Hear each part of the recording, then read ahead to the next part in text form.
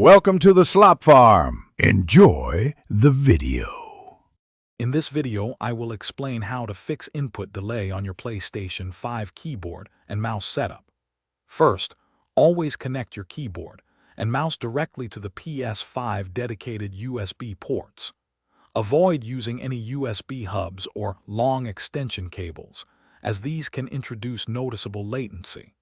Also, ensure your PlayStation 5 system software is always updated to its very latest version. These initial steps are crucial for a responsive gaming experience. Next, optimize your display settings. Use a monitor with a high refresh rate, ideally 120 Hz or higher, for smoother visuals and quicker response. Always enable game mode on your television or monitor. This significantly reduces processing time. Disable any post-processing effects like motion smoothing or dynamic contrast, as they add unnecessary delay. Adjust your PS5 video output to match your display's capabilities for best results.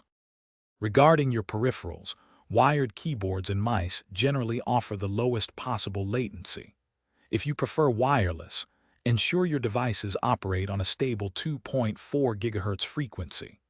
Keep the wireless dongle close to your PlayStation 5 and away from other wireless devices that might cause interference. Sometimes, older or less responsive peripherals can be the culprit, so consider upgrading to newer, low-latency models designed for gaming. Finally, fine-tune your in-game settings. Adjust your mouse and keyboard sensitivity to find what feels most responsive for you.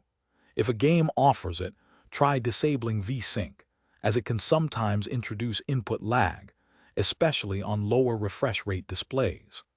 Close any unnecessary background applications on your PlayStation 5 to free up system resources.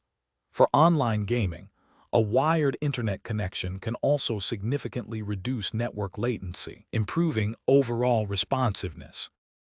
Thanks for watching. Consider subscribing if we helped you today.